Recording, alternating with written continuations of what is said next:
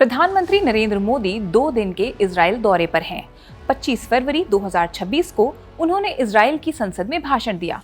IMEC यानी India middle east Europe economic corridor का जिक्र किया। हमने आसान भाषा के एक एपिसोड में इस पर विस्तार से बात की है कि क्यों ये महत्वपूर्ण है और भारत को इससे क्या फायदा होगा। देखिए वो पूरा एपिसोड। एक थे जुम्मन एक थे छुट्टन, दोनों में हो गई सिर फुटा हुआ और इसमें नुकसान हुआ गजोधर का। अब आप पूछेंगे ऐसा कैसे? ऐसा इसलिए कहा है कि जुम्मन और छुट्टन के खेत के बीच से जाता था एक चक्रोड, इसी के जरिए गजोधर अपने खेत तक पहुंचता था। जुम्मन छुट्टन की लड़ाई ने यह रास्ता कर दिया ब्लॉक और गजोधर को दे दिया बड़ा वाला शौक। अब इसे यूं समझें कि जुम्मन है गजा और छुट्टन है इजराइल, तो गजोधर कौन है? अरे हम, आप, हमारा देश भारत। काहे की राहत इंदौरी कह गए हैं, लगेगी आग तो आएंगे घर कई जद में, यहाँ पे सिर्फ हमारा मकान थोड़ी है। अब आप फिर पूछेंगे कि ऐसा कैसे? दरअसल मिडिल ईस्ट से होते हुए भारत और यूरोप के बीच एक इकोनॉमिक कॉरिडोर प्रस्तावित है, IMEC यानी India middle east Europe economic corridor. इससे होने वाला था भारत को खूब फायदा, लेकिन अब इसका प्लान इजराइल और गजा के बीच जो चल रहा है उसके चलते खटाई में पड़ गया। तो आज इसी से जुड़े सवालों के जवाब तलाशेंगे कि IMEC क्या है, इससे भारत को क्या फायदा होगा, इजराइल गजा संघर्ष IMEC को कैसे प्रभावित कर रहा है और इस कॉरिडोर के जरिए भारत क्या अचीव करना चाहता है। नमस्कार, मैं हूं आशीष और आप देख रहे हैं जटिलता का विलोम सरलता का पर्यायवाची आसान भाषा में। Brought to you by Sensodent K and Subharti University. SLS और पैराबेन गॉन तो का करंट ऑन।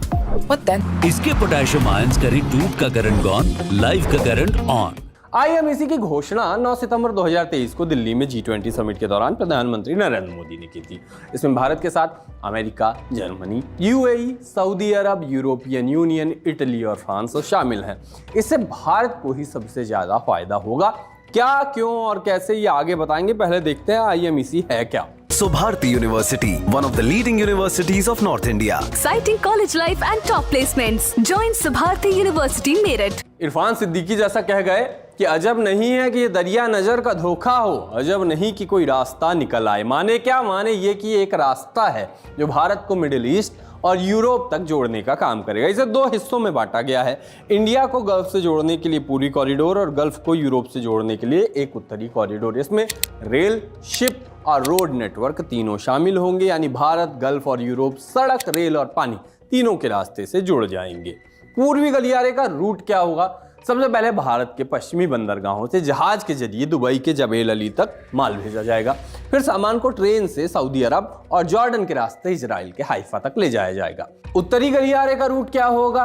आखिर में ये सामान हाइफा से एक शिप में लादा जाएगा, ग्रीस और इटली के बंदरगाहों तक समुद्री रास्ते से भेजा जाएगा, फिर यूरोप के मौजूदा रेल नेटवर्क के जरिए पूरे कॉन्टिनेंट में पहुंचाया जाएगा और इसी रास्ते से माल आगे अमेरिका में भी डिस्ट्रीब्यूट किया जाएगा। समझने वाली बात यह है कि IMEC सिर्फ माल लाने ले जाने का रास्ता नहीं बनाएगा, इसमें बिजली, digital connectivity cable, hydrogen pipeline समेत और भी तामझाम शामिल होंगे। इस कॉरिडोर के सहारे रीजनल कोऑपरेशन को बढ़ावा दिया जाएगा। लिहाजा ये स्ट्रेटेजिकली और जियोपॉलिटिक्स के लिहाज से भी अहम रूट होगा। इस कॉरिडोर को मूर्त रूप देने की बात चल ही रही थी। भारत इसमें शामिल सभी देशों को अपने पाले में ले ही रहा था, एक बढ़िया गठजोड़ बन ही रहा था। तभी गजा में युद्ध के काले बादल मंडराने लगे। सितंबर 2023 में इसकी घोषणा हुई और महीने भर बाद ही अक्टूबर में इजराइल गजा संघर्ष शुरू हो गया, जो अब तक जारी है। इस वजह से अनाउंसमेंट के 60 दिनों के भीतर आगे के प्लान पर जो बैठक होने वाली थी वो भी नहीं हो पाई। दुखद यह है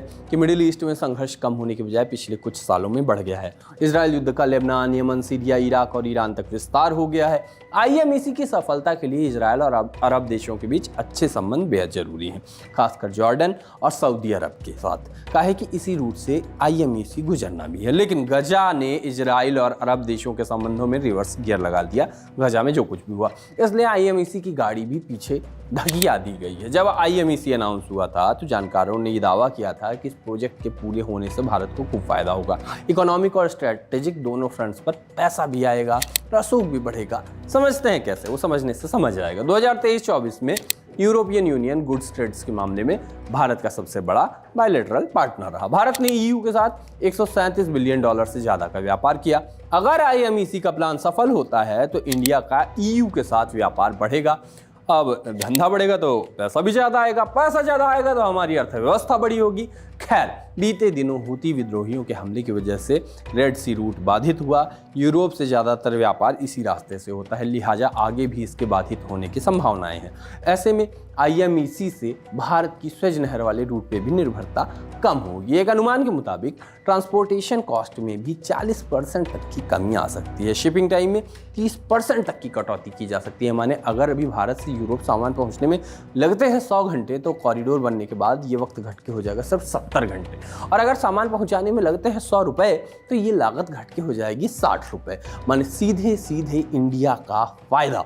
प्रधानमंत्री नरेंद्र मोदी ने भी IMEC की घोषणा के समय कहा था कि आने वाले समय में ये प्रोजेक्ट भारत, पश्चिम एशिया और यूरोप के बीच इकोनॉमिक इंटीग्रेशन का प्रभावी माध्यम होगा। ये पूरी दुनिया में कनेक्टिविटी और विकास को सस्टेनेबिलिटी प्रदान करेगा। मजबूत कनेक्टिविटी और इंफ्रास्ट्रक्चर मानव सभ्यता के विकास का मूल आधार है। भारत ने अपनी विकास यात्रा में इस विषय को सर्वोच्च प्राथमिकता दी है। फिजिकल इंफ्रास्ट्रक्चर के साथ सोशल, डिजिटल और फाइनेंशियल इंफ्रास्ट्रक्चर में अभूतपूर्व निवेश हो रहा है। इससे हम विकसित भारत की मजबूत नींव रख रहे हैं। ये रहा IMEC से इकोनॉमिक फ्रंट पे होने वाला फायदा। अब आते हैं स्ट्रेटेजिक फ्रंट पे। दरअसल IMEC को चीन के बेल्ट एंड रोड इनिशिएटिव यानी BRI के काउंटर के तौर पे भी देखा जा रहा है। भारत BRI का विरोध करता रहा है, कहा है कि ये POJK से होकर गुजर रहा है। वैसे भी BRI सिर्फ एक इकोनॉमिक प्रोग्राम नहीं है, इसके जरिए चीन ने एक पॉलिटिकल पकड़ भी बनाई है। अलग अलग देशों की जमीन को लीज पर ले लिया है। जब दुनिया को ये समझ में आया कि BRI से चीन की ताकत में अभूतपूर्व बढ़ोतरी होगी, तब सोचा गया कि इसके विकल्प के रूप में हम क्या दे सकते हैं। फिर जन्म हुआ IMEC का। इसके सहारे भारत, अमेरिका समेत पूरी दुनिया चाइना के बेल्ट एंड रोड इनिशिएटिव को कंपटीशन देना चाहती है। अब चूंकि इजराइल गजा संघर्ष ने IMEC के प्लान पे फिलहाल के लिए रोक लगा दी है, तो इसका सबसे बड़ा नुकसान भारत को होगा, आर्थिक तौर पर भी और सामरिक तौर पर भी। BRI को मजबूत करने पर ध्यान केंद्रित कर सकता है। उत्तरी गलियारा तब ही सफल होगा जब मिडिल ईस्ट में शांति आएगी। आपकी इस पर क्या राय है, कमेंट में बताइएगा। इसे लिखा था हमारे साथी अनुभव ने। हम अभी विदा लेते हैं, फिर मिलेंगे किसी जटिल विषय को आसान भाषा में लेकर। ख्याल रखिए, देखते रहिए दी ललन टॉप।